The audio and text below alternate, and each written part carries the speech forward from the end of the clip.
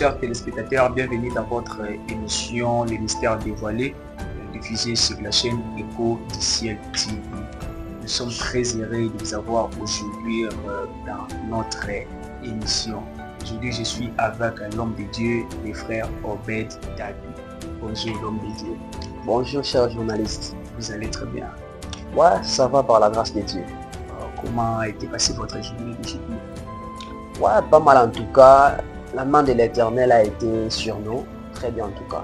Yes. Donc aujourd'hui, nous sommes très heureux de vous recevoir dans notre plateau Écho du Ciel. Donc nous sommes tellement bénis de vous recevoir aujourd'hui. Alors nous voulons savoir, vous avez un message concernant le public Écho du Ciel qui vous suit présent. Ok, le message que j'ai pour Écho du Ciel, c'est justement un message d'encouragement.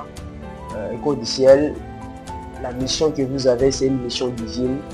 La mission que vous avez, c'est une mission céleste. Alors ne baissez pas les bras, travaillez, même jusqu'à ce que ça puisse faire mal. La mission que vous avez, c'est d'édifier le peuple de Dieu. Alors continuez avec cette mission. Je pense que nous irons très loin avec Dieu. Merci beaucoup l'homme de Dieu, Obed Dabi. Aujourd'hui, nous avons un sujet qui est tellement très profond à parler devant le public. Le sujet en question est intitulé « L'équilibre intellectuel et spirituel face aux défis de la jeunesse actuelle ». J'espère que vous avez des choses à nous dire qui vont tellement nous bénir. Par la grâce de Dieu, nous serons bénis aujourd'hui avec tout le monde, avec le monde entier, seront tellement bénis à propos de votre message aujourd'hui. Alors nous voulons savoir qu'est-ce que signifie avoir un équilibre entre la croissance intelligence et la croissance spirituelle. Ok, merci beaucoup cher journaliste pour la question. Avant d'abord de pouvoir commencer à définir, soit à donner la portée de ce que nous pouvons entendre par la croissance intellectuelle, soit l'équilibre intellectuel et l'équilibre spirituel. Je commencerai d'abord à poser quelques fondements, soit à casser quelques forteresses. D'abord, ce que nous devons d'abord savoir, c'est que 1. L'équilibre ne veut pas dire l'égalité. Là, c'est en fait une première fondation. La deuxième fondation, c'est que nous devons savoir être équilibré ne veut pas dire 50%, 50%. Parfois ça choque quelqu'un, parfois ça traumatise quelqu'un, mais je pense que tout au long de ce que je serai en train de dire, la lumière sera en train de jaillir. L'équilibre intellectuel et l'équilibre spirituel, ça veut tout justement dire donner le minimum de ce qu'il faut, à la place qu'il faut et quand il faut. C'est ce que nous pouvons entendre par l'équilibre intellectuel et l'équilibre spirituel. Vous donnez le minimum de ce qu'il faut, à la place qu'il faut et quand il faut. Lorsque la spiritualité vous réclame, vous versez dans la spiritualité. Lorsque l'intellectualisme vous réclame, vous versez dans l'intellectualisme. Si on fait de manière sommaire, c'est que nous pouvons retenir comme étant l'équilibre spirituel et l'équilibre intellectuel. Alors l'homme de Dieu, vous avez soulevé quelque chose qui est tellement très profond. Nous voulons savoir la différence entre l'équilibre et l'égalité. Voilà. La différence entre l'équilibre et l'égalité, c'est que être égal, c'est être dans le même niveau. Être égal, c'est avoir une même dimension. Mais être équilibré ne veut pas dire être égal. Pourquoi je suis en train de nier cette affirmation? Parce que d'ailleurs quand j'avais reçu le sujet, je m'étais dit waouh, c'est un sujet tellement compliqué, tellement difficile. Je suis de la race de ceux qui disent que en réalité dans ce monde, l'équilibre n'existe pas en quelque sorte. Come on. Pourquoi? Parce que le temps que vous passez dans la spiritualité vous rendra tellement excellent dans les choses spirituelles. Le temps que vous passez dans les choses intellectuelles vous rendra également plus excellent dans le domaine intellectuel. Imaginons un peu, vous prenez par exemple une semaine en train de consulter un ouvrage qui n'est pas des choses de Dieu. Voyez-vous, quand vous constatez, quand vous remarquez dans votre côté spirituel, il y a un recul. Quand vous remarquez dans votre côté spirituel, vous allez remarquer un tout petit peu, vous serez en train de baisser en quelque sorte. Voilà pourquoi j'ai dit que en réalité, la notion de l'équilibre, elle ne veut pas dire égalité. Égalité, en quelque sorte, veut dire 50%, 50%. Personne ne domine l'autre. Nous sommes extrêmement égaux. Voilà pourquoi je reviens à ma définition, j'ai dit c'est donner le minimum de ce qu'il faut. Donc voilà un peu de manière brève. Ah, là, c'est une très bonne chose, vous avez bien parlé. Alors nous voulons savoir, la poursuite des études, la poursuite des études peut faire affaiblir la vie spirituelle. Voilà, merci beaucoup pour la question. Je pense que je vais très bien répondre à la question parce que je suis également étudiant. La poursuite des études peut affaiblir la vie spirituelle, oui, dans les cas où elle est mal gérée. Lorsque vous gérez mal un côté, vous endommagez un côté. Cela passe comme ça. L'homme n'est pas meilleur dans tous les coins. L'homme n'est pas meilleur dans tous les côtés. Lorsque par exemple vous êtes fort dans les choses spirituelles, retenez un peu, il y a un trou que vous serez en train de s'aimer et en train de causer dans un autre domaine. Donc, j'affirme haut et fort que la poursuite des études ne peut nullement affaiblir la vie spirituelle. Alors, comment on peut gérer la poursuite des études et la vie spirituelle? Voilà, comment on peut gérer les deux? Ouais. C'est une superbe question, je pense que je pourrais répondre.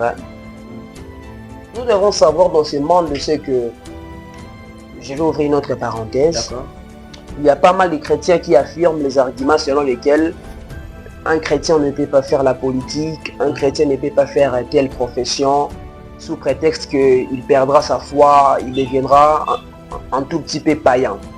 Mais j'aimerais dire une chose, c'est que lorsque vous voulez assumer, lorsque vous voulez aller au-delà de ce que vous voulez être, c'est que au sommet, le vent souffle tellement fort. Au sommet, la tempête s'intensifie. Alors, il vous faudra une très forte énergie pour résister lorsque la tempête sera en train de subvenir. Donc, c'est au fait dans cette dimension que je pourrais répondre à cette question. Je ne sais pas si...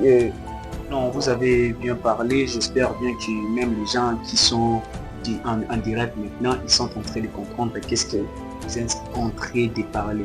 Alors nous voulons savoir que comment un jeune peut rester affaibli dans un environnement peut-être académique, peut-être donc je ne sais pas, comment un homme peut rester affaibli, parce que si un jeune est en train de suivre les études et il suit aussi la vie chrétienne, donc parfois ça peut causer un déséquilibre là-bas. Alors nous voulons savoir comment un jeune peut vivre, peut équilibrer ces deux choses. Ok, comment un jeune peut équilibrer ces deux choses?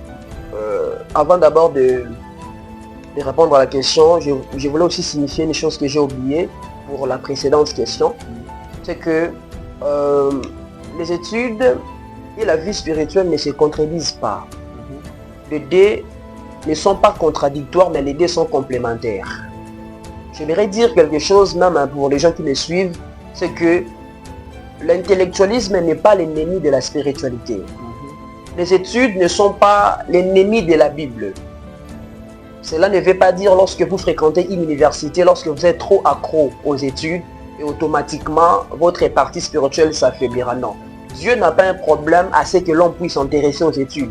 Le problème de Dieu, c'est au niveau de la priorisation. Fréquenter les universités, être accro aux études, être accro aux choses et aux domaines intellectuels, moi, je pense que ce n'est pas le fait d'être ennemi de Dieu, et Dieu n'est pas contre ça. Ce que Dieu est contre, c'est le fait de l'abandonner. Car on peut combiner les deux, là où j'ai rejoint la question, on peut combiner les deux, tout en imposant au fait une discipline spirituelle, entre autres la foi, la vie de la prière, la vie des jeûnes, mais également la vie de l'intimité. Pourquoi? Parce que nous devons souligner, c'est quelque chose de très important. C'est que la Bible est en train de préciser avec des graves affirmations. C'est que nous sommes la lumière du monde. La Bible ne dit pas que nous sommes la lumière de l'Église. Nous sommes la lumière du monde. Si nous sommes la lumière du monde, c'est que Christ est la lumière de l'Église. Donc nous sommes censés à éclairer le monde, et Christ ajoute un compliment. Au-delà pour vous d'être la lumière du monde, vous êtes également les sels de la terre. C'est-à-dire, au-delà d'éclairer, vous devez donner la saveur. La saveur là ne se donne pas que dans le domaine spirituel. La saveur se donne dans presque tous les domaines. Dans le domaine du journalisme, dans le domaine de la politique et pourquoi pas dans le domaine de la réalisation. Donc voilà un peu. Alors, merci beaucoup pour votre réponse. Un conseil pour les gens qui ne veulent pas étudier à cause de la vie chrétienne. Ouh, voilà. Un conseil que je donnerai à ceux qui ne veulent pas étudier à cause de la vie chrétienne. Premièrement, je vais commencer d'abord à les décourager. C'est que, voilà, voilà. Vous êtes en train de les décourager. Voilà, de les décourager. Pourquoi? Parce qu'ils ont emboîté un mauvais chemin. J'aimerais préciser une chose. Je pense qu'il y a beaucoup d'hommes de Dieu qui me suivent en ces moments. C'est que il y a certaines notions dans la Bible, il y a certains versets dans la Bible. Pour les comprendre, il faut une certaine dose de la sagesse humaine. Il faut une certaine dose de l'intellectualisme. Pourquoi? Parce que même quand vous lisez les récits de l'apôtre Paul, vous allez remarquer avec moi que l'apôtre Paul était un type, au-delà d'être spirituel, il était trop philosophe. Il était trop intellectuel. Regardez, je vais donner justement des exemples. L'apôtre Paul dit dans la Bible que le Saint-Esprit que nous avons reçu, il est comme étant un gage. Imaginez un peu, l'apôtre Paul emploie le terme gage. Or que le terme gage dans le monde spirituel, cela n'est pas appréhendé. On ne peut jamais comprendre ça. Mais lorsque vous partez chez ceux qui font les études de droit, ils vous diront les gages, c'est quoi en droit des spirituels. Il aborde la question, par exemple, Dieu, il est le rémunérateur de ceux qui les cherchent. Pour comprendre cette question, il faudrait au moins avoir la notion du droit du travail, où on vous fait la différence entre une rémunération et un salaire. Alors, lorsque vous entrez de manière très vague pour aborder la question, je pense que c'est aussi là la source de certaines hérésies. Pourquoi certains hommes de Dieu ne veulent pas, en fait, s'accrocher à l'intellectualisme? Or, même la Bible que nous étudions, il y a certaines méthodes qu'on nous recommande afin d'interpréter la Bible. Entre autres, il y a l'herméneutique, il y a des méthodes théologiques pour interpréter la Bible. D'où, je pense que ne pas être accro aux choses intellectuelles, c'est vraiment une grosse erreur dans le siècle que nous sommes. Là, c'est vraiment la chose très importante pour cette génération, parce qu'aujourd'hui, nous remarquons qu'il y a plusieurs frères, plusieurs serviteurs de Dieu, ils ne veulent plus étudier à cause de la vie chrétienne. J'espère que les gens qui sont là, ils sont en train de comprendre déjà et ils vont pratiquer ce que vous avez parlé. Alors, j'aimerais soulever aussi une question à propos de ce que vous avez parlé. Okay. Ma question est celle de savoir, est-ce qu'il est aussi possible d'être peut-être un serviteur de Dieu et d'être aussi dans le politique? Ok. Voilà pourquoi moi j'aime toujours dire que, d'ailleurs je suis en train de saluer avec beaucoup de fermeté la génération des hommes de Dieu aujourd'hui. Vous allez remarquer à peine de commencer le ministère, ils ont 2 ans, 3 ans dans le ministère, mais leur ministère est en train de grandir, leur ministère est en train de s'élargir. Cela ne veut pas dire qu'ils sont forcément loin, mais il y a aussi des stratégies intellectuelles qui y mettent afin que l'église puisse grandir. D'où, pour répondre à cette question, il faudrait d'abord comprendre certains concepts. Aujourd'hui, en République démocratique du Congo, la plupart des hommes de Dieu, le plus grand nombre d'hommes de Dieu, lorsqu'ils entendent la politique, pour eux, c'est la démagogie. Pour eux, c'est le mensonge. Pour eux, au fait, c'est la corruption, entre autres. Or que le concept politique n'est pas pris beaucoup plus dans ce sens. Lorsque vous entrez dans les étymologies du mot politique, on vous dit que la politique, c'est une façon de gérer la cité. C'est une façon de gouverner. C'est ça en fait le terme politique. C'est dans chaque domaine, on est en train de classifier. D'où je suis en train d'affirmer que un chrétien, un homme de Dieu peut faire la politique. Mais tout dépend de l'appel, tout dépend de la vocation et tout dépend de la mission. Dieu n'est pas contre la politique, mais Dieu est contre les mauvaises actions que l'homme fait dans la politique. Voilà, c'est bien. Alors l'homme de Dieu, quels sont les dangers qui peut causer les dangers qui peut causer si tu n'as pas la maîtrise de l'intelligence et de la spiritualité? Lorsque vous n'avez pas la maîtrise de l'intelligence, encore moins de la spiritualité, La question, en fait, ma réponse sera à des tendances.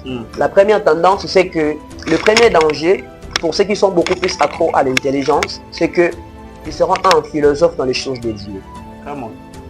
Pour ceux qui sont, en fait, accros dans les choses spirituelles, pour eux, avant de prêcher, si vous définissez le concept, on vous traite des éloquents, on vous traite des orateurs, on vous traite de philosophes. Aujourd'hui, lorsque vous prêchez, par exemple, avant même de parler d'un concept entre guillemets, la soif, la foi, le miracle, lorsque vous commencez par les étymologies, pour ceux qui sont accros aux choses spirituelles, pour eux, vous êtes philosophe. Lorsqu'on parle des miracles, il faut seulement démontrer des miracles. Il ne suffit pas seulement de pouvoir définir le concept, là vous êtes trop philosophe. Donc c'est beaucoup plus dans cette perspective que j'établis le danger qui peuvent subvenir. Alors la foi et la science. La foi et la science sont-elles opposées ou sont complémentaires? Voilà. La foi et la science, elles ne se contredisent pas. Elles sont complémentaires les unes envers les autres. L'une envers l'autre. Comment ça? Voilà. Pourquoi? Parce que je venais d'abord d'anticiper une réponse quand j'ai donné l'exemple de Paul. C'est que même dans les récits, Paul, il est trop philosophe. Paul, il est trop intellectuel. Il utilise des termes comme guet-apens. Vous voyez, un guet-apens, notre qui prêche, les peuples utilisent un terme comme les guet-apens. Vous voyez, ça trouble. Mais pour très bien expliquer les réalités spirituelles, il faudrait que Paul fait recours à certains concepts qui sont intellectuels. D'où j'affirme que la science et l'intellectualisme, la science et les choses de Dieu, ça ne se contredisent pas, mais elles sont complémentaires. Voire même dans la vie de Joseph, vous allez les remarquer. C'est l'onction qui a permis à ce que Joseph puisse être gouverneur chez les Égyptiens. Mais c'est la stratégie et l'intelligence qui a permis à ce que Joseph puisse donner les stratégies quand la famine arrivera. Regardez ce que nous allons faire, regardez ce que nous allons faire. Donc, nous devons savoir que la foi, la spiritualité révèle les origines des choses. Mais la sagesse humaine, l'intellectualisme place les fonctionnements. Le comment se retrouve dans le domaine intellectuel. Alors, quel rôle joue la Bible dans le développement d'un jeune chrétien? Voilà. Je pense que Psaume 119, verset 9, faillit à répondre à la question. La Bible dit, comment un jeune homme rendra-t-il pire son sentier? La Bible répond elle-même en se dirigeant d'après ta parole. C'est extrêmement important dans la vie d'un jeune chrétien. Pourquoi? Parce que la Bible oriente, la Bible guide, la Bible forme, la Bible équipe, voire même. Donc presque tout ce qu'un jeune a besoin pour réussir sa vie, cela est regroupé dans un papier, un document qu'on appelle la Bible. Alors l'homme de Dieu, nous voulons aussi savoir une question qui est un peu pertinente. La question est de savoir comment discerner les bonnes influences intellectuelles dans un monde rempli d'idéologie. Comment faire la dire ce qui suit. Être chrétien, c'est aussi abandonner sa pensée pour laisser que le Saint-Esprit puisse penser à ta part. Être chrétien, c'est soumettre également à sa volonté, c'est que le Saint-Esprit puisse prendre la volonté pour toi. Je demanderai à ce que, à chaque idée proposée, à chaque idée que vous allez voir, essayez un peu de confronter ça par rapport à la Bible, afin que vous ne puissiez pas vous conformer au siècle présent. Alors, est-il aussi possible d'être excellent à l'université ou à l'école en étant aussi actif spirituellement? J'affirme oui. Pourquoi? Parce que c'est un cas pratique. Je donne l'exemple de moi-même. Excusez-moi, il y a même mes amis qui me suivent parfois. Je suis parmi les étudiants brillants de ma faculté. Je suis le président du bureau scientifique. Je salue en passant mon coordonnateur Timothée Mawessi. Je suis brillant. C'est extrêmement possible. Tout dépend de la discipline que vous imposez. À savoir que toutes les nuits ne sont pas que pour veiller. Toutes les nuits ne sont pas que pour parler en langue. Il y a certaines nuits qui sont faites pour consulter des livres, pour consulter des documents. C'est là, en ces moments, que vous constaterez qu'il y a un équilibre qui commencera à s'installer. lorsque vous disséquez les temps, lorsque vous départagez le temps, c'est en ce moment-là que vous vous rendrez à un moment donné, ici je suis fort et ici je suis fort. J'en suis l'exemple parfait. Alors, quel conseil nécessaire qu'on peut donner à un jeune qui ne croit pas vraiment à la foi pour la réussite? Voilà, un bref conseil que je donnerai à un jeune chrétien qui ne croit pas à la foi pour sa réussite. J'aimerais dire à un jeune chrétien qui me suit parfois en ces moments, c'est que toute réussite qui ne provient pas de Dieu, c'est une réussite vaine. D'ailleurs, il n'y a pas lieu de qualifier ça comme étant une réussite, parce que la vraie réussite provient uniquement qu'au nom de Jésus. Pourquoi? Christ nous assure deux sortes de réussites. Une réussite présente et une réussite à venir. Le monde nous donne parfois une réussite qui est éphémère. Alors, il est vraiment important, c'est aussi un appel que je lance à un jeune qui parfois vit dans une vie extrêmement compromettante, de pouvoir s'aligner à la vraie parole afin que sa vraie lumière et le génie qui dort en lui puissent se révéler.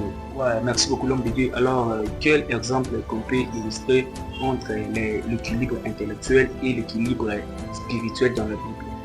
Voilà, il y a pas mal d'exemples. Il y a en fait toute une ribambelle d'exemples dans la Bible. On voit la vie, voire même de Joseph, c'est un exemple concret. On voit l'exemple de Néhémie, c'est un exemple concret. Et puis, l'exemple que j'aime beaucoup plus marteler, l'exemple d'Esdras. Esdras travaillait dans la cour du roi, mais Esdras était également sacrificateur. Pour travailler dans la cour du roi, pour travailler dans la cour du roi, tu dois avoir la capacité de servir les vins. Mais pour être sacrificateur, tu dois avoir la capacité d'écrire. Donc tout marchait de pair. Voire même à l'époque, pour être sacrificateur, tu devrais avoir le bagage spirituel bien installé. Donc il y a pas mal d'exemples des personnes qui se sont propulsées dans le domaine spirituel, dans le domaine intellectuel. Donc les cas pratiques sont là. Joseph est l'exemple par excellence. On voit également Jésus également, il est un exemple par excellence. La Bible dit que Christ, il était en train de grandir. Il croissait en sagesse et en grâce. Il grandissait en sagesse, le domaine intellectuel. Il grandissait dans la grâce, le domaine spirituel. Ouais, merci beaucoup l'homme de Dieu pour vos réponses à toutes mes questions. Nous voulons que vous puissiez donner aussi quelques conseils pour les jeunes serviteurs d'aujourd'hui à propos de l'intelligence spirituelle et l'équilibre intellectuel et spirituel.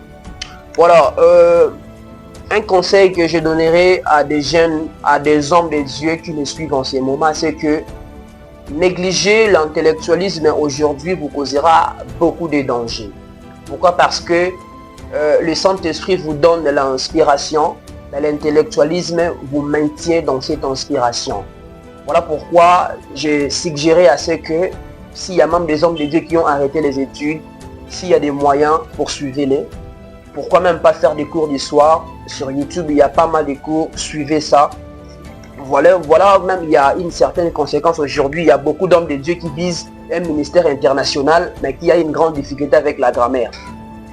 En fait, un homme de Dieu qui vise remplir les stades, mais qui a, pour lui, Facebook, c'est la vie de Matalana. Mais tu vises la grandeur. En fait, pourquoi vous remarquez beaucoup de difficultés là? Parce que le quotient intellectuel est tellement reculé et tellement bas. Voilà pourquoi je recommande à ceux qui faites les études, faites-les très bien. Nous avons un exemple parfait ici au Congo. On voit le docteur Silas Makangu. En fait, c'est un brillant dans le domaine des études. C'est aussi un docteur des écritures. Alors, homme de Dieu, vous qui me suivez, poursuivez vos études. S'il n'y a pas de moyens, faites même des cours de soir. C'est pour l'avantage. C'est pour votre avantage, mais également pour l'avantage de vos fidèles. Merci beaucoup l'homme de Dieu, Obed Tatou, d'avoir répondu à notre invitation. Nous espérons que nous sommes déjà vers la fin de notre émission de ce soir. Alors, quelques mots à dire pour le public ou quelque chose à parler pour la chaîne Écho du Ciel. Je ne sais pas si vous avez à dire. Ok, puisque la question, c'est dans deux parties. Je commencerai d'abord à y toucher la première touche. Je commencerai premièrement à dire merci à une sœur qui me suit, la sœur Thérèse. Je suis son coordonnateur du groupe d'études. Sœur Thérèse, chapeau à vous. En deuxième position, je saluerai. Pour moi, il est un ami, il est un coach, il est un mentor. Parfois lui-même, il ne le sait pas. ses prédications, je prêche ça. Mais elle-même, il ne sait pas, je ne sais pas les droits d'auteur. Amiska Béafemous, là où tu es, je te salue vraiment énormément. Et puis ma troisième salutation, vous êtes tellement nombreux. Je salue Célestin Ondjek, Rodrigue, vous êtes tellement nombreux. Alors, pour la chaîne Écho du Ciel, comme j'étais tantôt en train de le dire, continuez avec ce que vous êtes en train de faire. J'aime toujours dire, tout le monde ne sont pas appelés à toucher le micro. Tout le monde ne gagneront pas les âmes lorsqu'ils se mettront dans la chair pour prêcher. Certains gagneront les âmes à cause de leur manière de filmer. Certains gagneront les âmes à cause de leur manière de faire le journalisme. Certaines âmes, les âmes que vous ratez dans la prédication, vous pouvez les récupérer dans le journalisme. Il est important, lorsque quelqu'un voit par exemple l'homme de Dieu Benoche dans sa casquette de journalisme, c'est aussi une forme d'évangélisation indirecte, parfois vous ne le savez pas.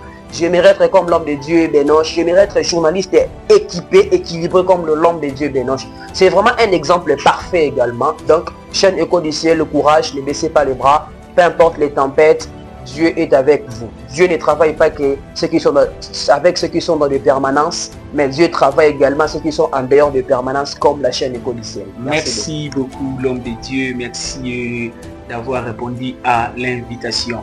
La chaîne Écho du Ciel, nous sommes tellement bénis de vous recevoir ici. On espère bien que ce n'est pas la dernière fois. Si Dieu nous fait grâce encore, on sera encore avec vous. Merci beaucoup. Nous sommes à la fin de notre émission. Merci à vous, chers téléspectateurs, de nous avoir suivis. Merci à l'équipe technique qui est dirigée par les réalisateurs Sam et Mika Miché. Big Sam. Merci beaucoup pour tout ce que vous avez fait pour la réalisation de cette émission. Merci beaucoup à vous qui sont derrière vos caméras afin de regarder cette émission. Gardez contact, que Dieu nous bénisse. On se revoit à la prochaine édition.